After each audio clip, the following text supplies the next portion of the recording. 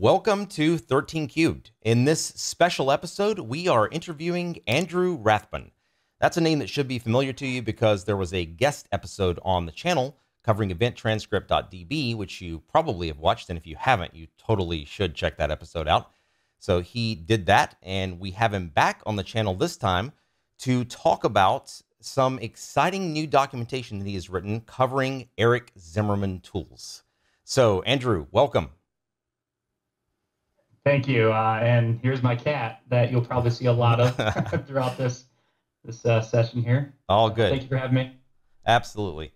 All right, so I've got some interview questions prepared, and what I'm going to do is just go down through this list and we'll see where it takes us. So to start off, I can't imagine that anyone watching this is not familiar with who Eric Zimmerman is. Probably most people watching this have heard of Eric Zimmerman and know about his tools, but on the off chance that we have someone new to InfoSec, first off, welcome. Awesome. Thanks for watching. But if you're new to InfoSec, new to digital forensics, and don't know who the man is, then let's just get a basic intro of who he is and what tools he's written. Can you help us out with that? Sure. Yeah. Eric Zimmerman is a former FBI special agent, and he created some tools that became very popular, like OS triage back in the FBI. And he has since made basically single-purpose tools for various Windows artifacts. So a link file parser, shim cache parser, et cetera, et cetera. I think he has about 20 or 25 or so, give or take. And you can basically do a respectable Windows forensic analysis with pretty much all of his tools. And they're all free, they're open source, they're all on GitHub. Most of them are on GitHub, I should say. And he works at Kroll now, which is where I work. And he also is the developer of Cape, which if you've used Cape before, Cape leverages easy tools. They actually ship with Cape. And anytime you're running the easy parser module, you're basically running all of Eric Zimmerman's tools. So they're taught worldwide. They're widely considered to be the best. And I use them every day. Big fan of them. Same here. Absolutely. All right. So this manual, which is, we're actually going to show it a little bit later on, but it's called Easy Tools Guide, right? And it's basically just a book that's going to cover all of these tools. And the question would be, are there any tools not covered by this manual, or is literally everything he's written covered? I would say almost everything he's written. Technically, that it's not a Cape manual. It's an Easy Tools manual. So every Easy tool is in there. If you ever go to if you Google Eric Zimmerman's tools, that first link there that it'll bring you to, it's going to be a manual for all of those tools. It is not going to be a Cape manual, technically. So everything except for Cape pretty much is covered in there. All CLI tools, which is command line interface, and GUI tools, which is graphical user interface. Okay, makes sense. I assume the tools have, well, I know the tools have built-in help and instructions, right? So for those new to using the tools, if they're wondering, well, if I can just look at the built-in help or look at the built-in, switches that are available for me to use, why would I need the book in addition to that? What does the book provide that wouldn't provide? So what you're referring to is if you just take like a tool, say like lecmd.exe, type that into like a PowerShell window and just hit enter and see what the help instructions come up. Right. It's basically just going to tell you, all the different switches and just a very brief description of what they are. What I've done in the manual is I've taken every single tool and I've gone through every single switch and validated that they worked and created basically an example command of how to incorporate that switch. And then I explain what that command is doing. So I could say that's the first time I've ever done that for every single tool of his, even though I use his tools all the time. Before this, I couldn't say I ran every single switch on every single tool because some of the switches simply just aren't applicable on a day-to-day basis, but every single switch on every single tool is covered and documented with an example command. That's awesome.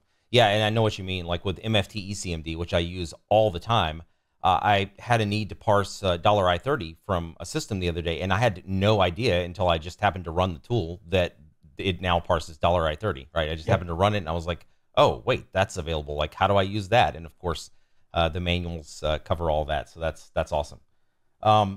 So speaking of which, now let's talk about the actual book itself. Is that something that you would be able to show us? Yeah. Yep, I can do that. Cool. So while Andrew's getting this set up for screen sharing and whatnot, we will edit some of this so you don't have to sit through like getting the screen sharing started and pulling up that. But we'll jump right to that section when he gets it pulled up. All right, we have the Easy Tools manuals pulled up here, so take it away, Andrew. All right, so on LeanPub, if you've never been to LeanPub before, this is what a typical book page looks like. Here you can see the minimum price. It's free. This book is free. I want to make that very clear. LeanPub makes you put a suggested price here, and there's just a little slider right here. If you pay for it, consider it a donation to Eric's efforts. That's all it is, but it's free. So I'll go through the process of how you buy it for free. You basically make it free. You can add the ebook to your cart, and then you go through, you check out, and it gets added to your library. And then there's one thing, really important thing I want to cover in the library, because this book is effectively a live document. I'm going to be updating it a lot. So in LeanPub, when you have made an account, here in this little drop down here, you can go to Library, Books, and it will show you all the books that you have bought. And since this will probably be your first book on LeanPub, you will see it here once it shows up. Yep, right here. So click on it. And then one really important thing that you need to do is click New Version Available. So this will email you when the author publishes a new version of this book. That is very important. You can see that this was updated about a month and 3 days ago. When we move over to GitHub here in a minute or so, I'm going to show you the plans that I have for this book. So very important that you have that enabled, because if you don't, you're going to download it once, probably refer to it until the end of time, and not realize that there's going to be updates coming out soon and just constantly revolving updates, probably like at least on a monthly basis, hopefully.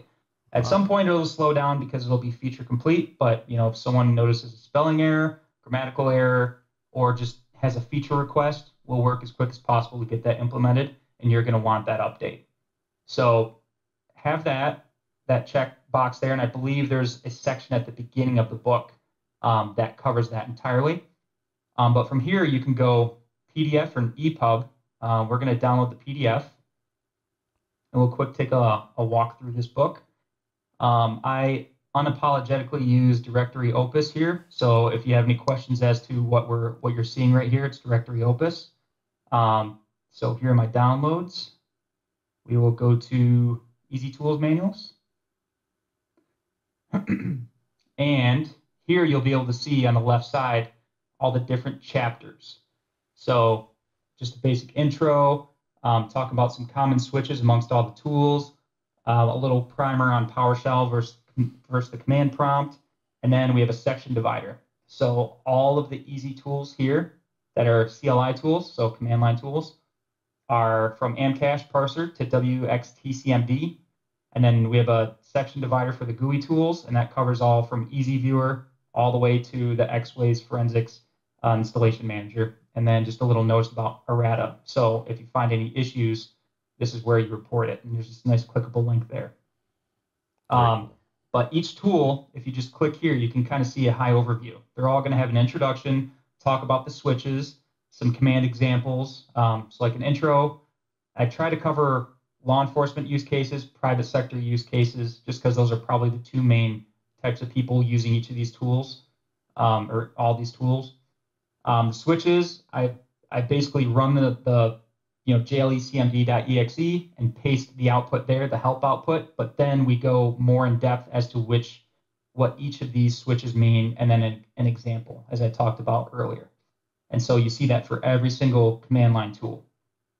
And then we have some command examples, and basically what this is when you run jlecmd.exe, for instance, I basically took the commands that I didn't include up here, but when you run the tool, it'll give like 5 or 6 commands that Eric put there.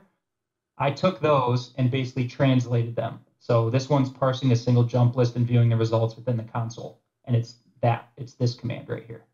So that's what command examples is on each of the CLI tools.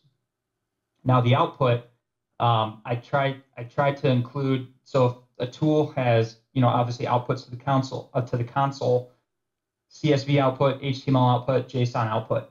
When I was going through all this stuff, some of the tools I had never done JSON output for or HTML output for. So I'm usually always using CSV.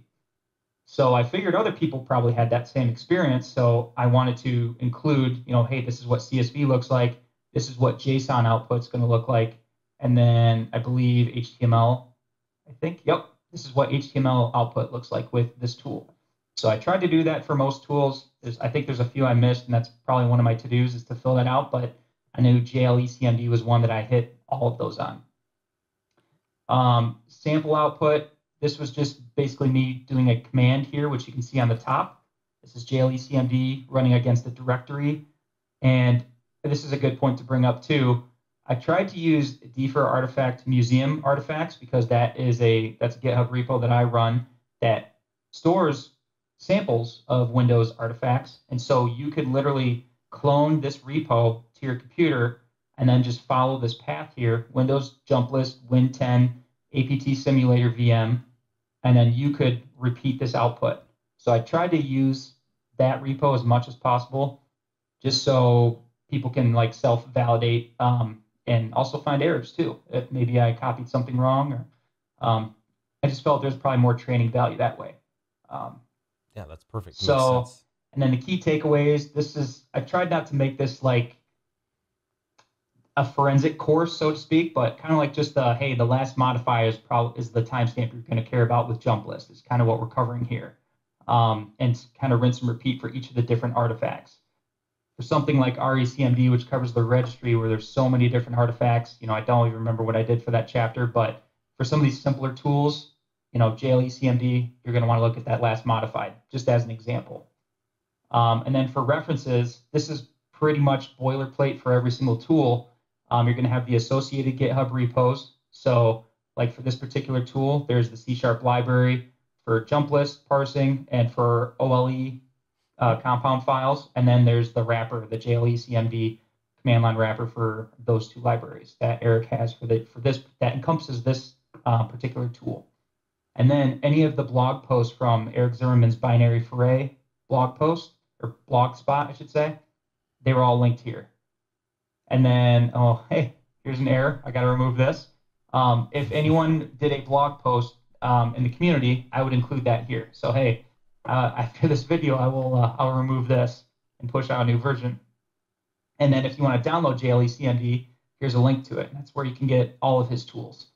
And then at the bottom, I included jump list sample data, which goes into what I talked about like a minute or two ago at the DFIR Artifact Museum. So you will see the same thing on every single tool. Sample, whatever files can be found at and it's a hyperlink to that jump list folder on the DFIR Artifact Museum. So that's kind of a rundown of like a typical chapter. I will say the two main caveats are Registry Explorer and Shellbags Explorer. What these are, and you can probably glean from the revision history here, is the original manual that Eric wrote back in 2014 and 2015, and I basically just ported them over to LeanPub. Looks like in July. So if you've downloaded both of those tools before, this is just the exact same manual, and I just had to basically convert it to effectively Markdown. I'll talk about that again here in a minute.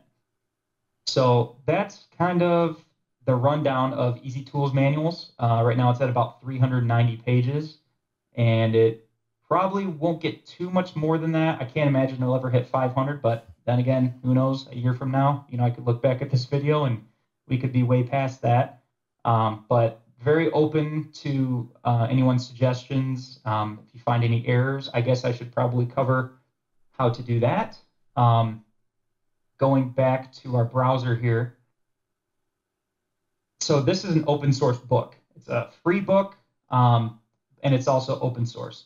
So the way LeanPub works, without getting too much into how to write a book in LeanPub, is you can do it on a GitHub repo. You can also do it on Dropbox and Word and in the browser, but I chose GitHub for this very reason, to keep it open source.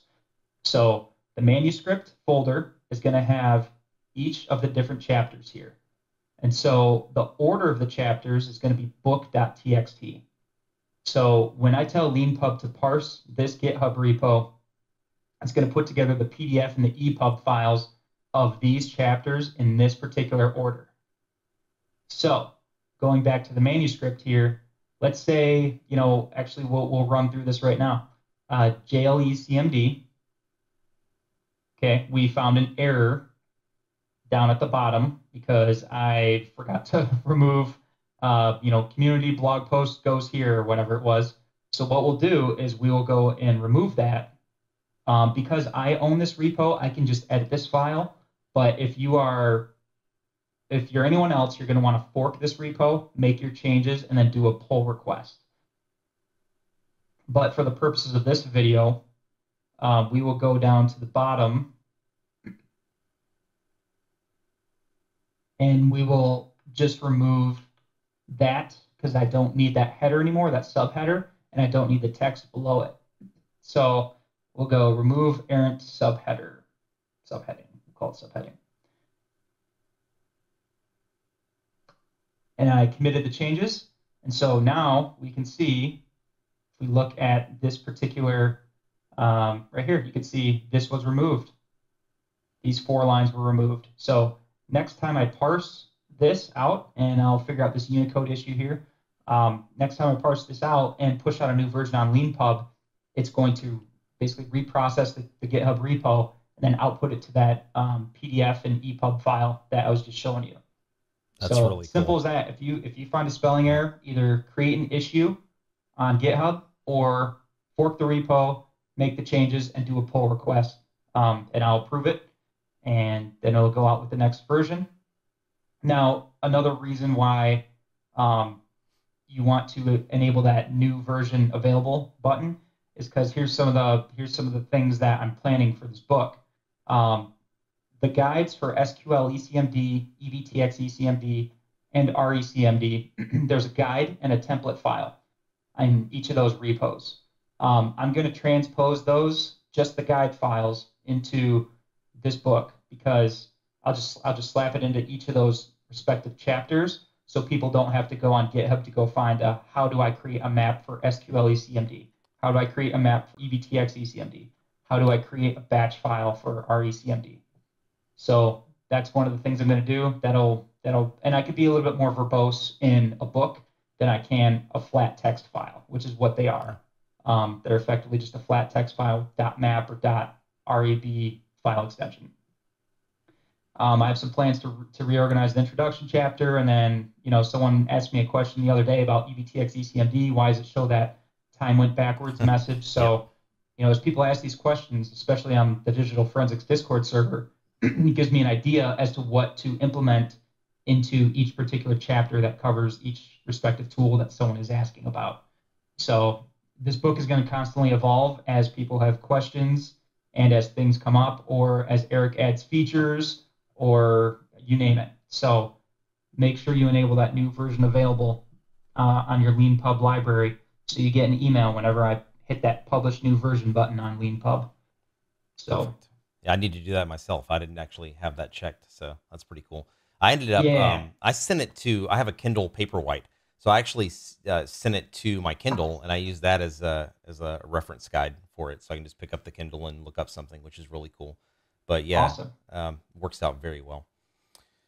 And real quick on the book here, right before the introduction chapter, there's actually enabling update notifications on LeanPub. Thankfully, LeanPub tells you, 15% of your readers have enabled update notifications. When I saw that, and that was a few months ago, I was like, oh, I got to put something front and center. So I think it's, literally right after the table of contents is a little one page on, hey, you need to do this, and here it is. And so. Perfect. Yep, hopefully that's helpful. Yeah, definitely. Makes sense. All right, cool. So looking at the remainder of the questions that I had here, I think we actually covered all of them. So we know, again, just to recap, this is a free book, though donations are definitely encouraged. It is available in those various formats, as you saw, PDF and EPUB. You can use a Kindle or your favorite ebook reader of choice to read it, which is awesome, or just use it as a PDF on your workstation. It is a living, breathing document, right? Unlike a physical published book that's print and done, this is constantly evolving, which is awesome. So it's going to be updated as Zimmerman's tools are updated. Again, you saw how you can submit any errata or create a pull request to get any kind of changes fixed if you find anything that needs to be changed or corrected. So we know how to do that. Yeah, I think that covers just about all the things. Before we end this, though, tell us just really briefly again about what that DFIR Artifact Museum is, because I think that is an incredibly important resource. And since you brought it up, that's Sure. something that we should definitely make sure people know about. Yeah. Yep. So if you just Google DFIR Artifact Museum, it's just one word.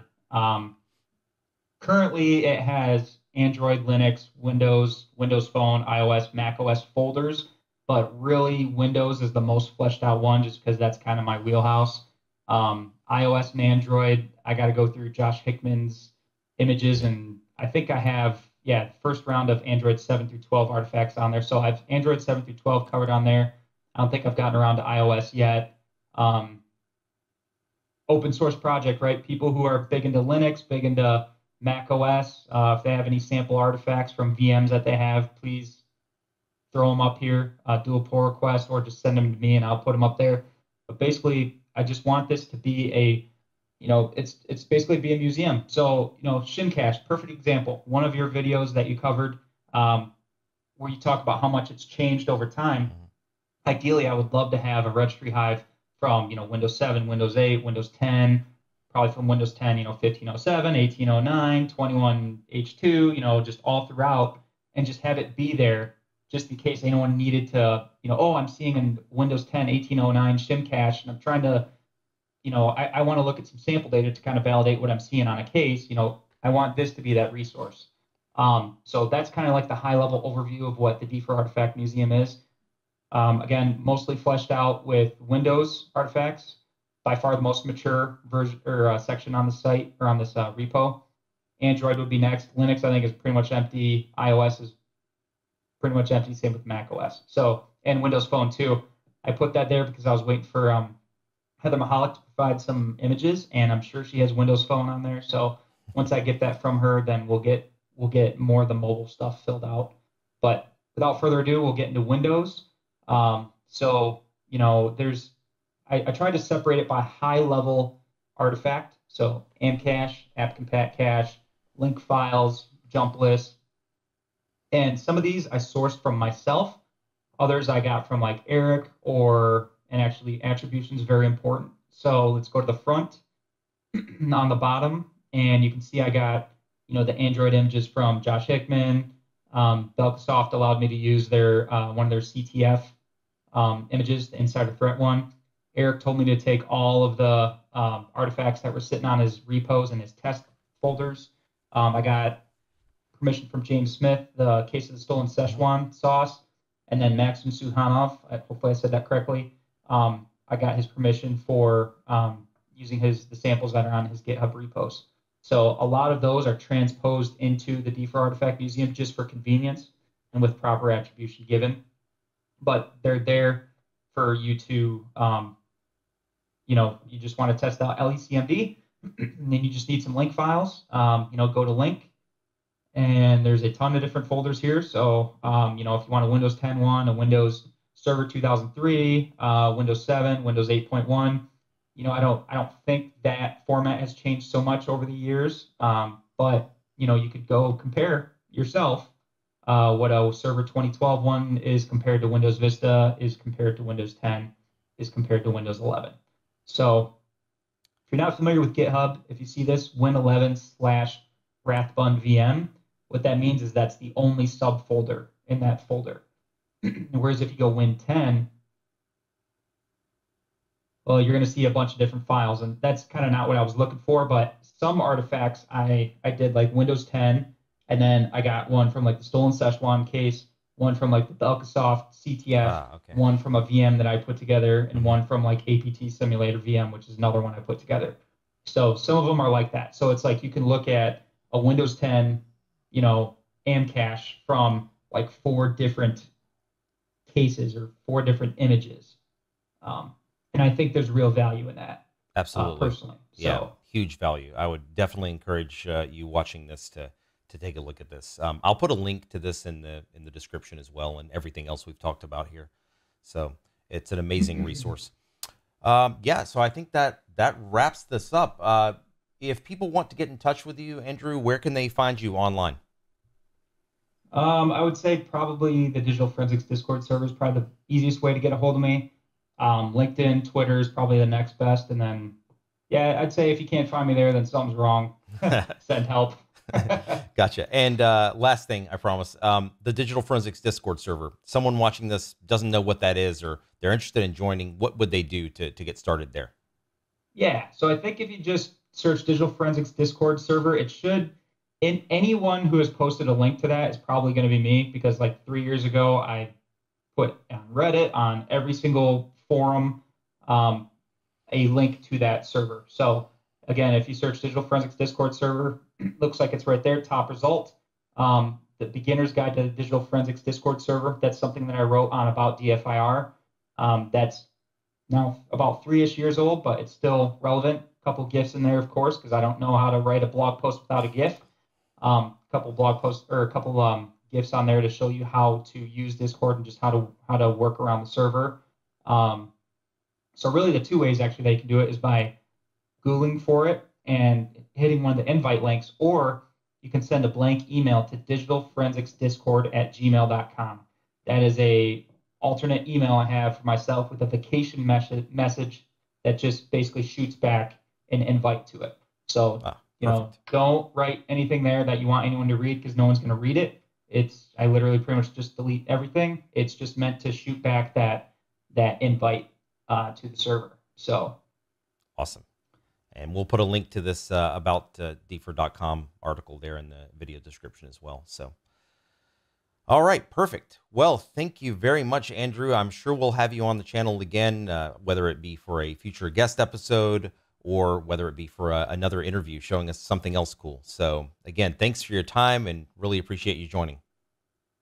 yeah, thank you very much for having me. Appreciate it. Cool. All right, we'll catch you in the next 13 Cubed episode. Bye for now.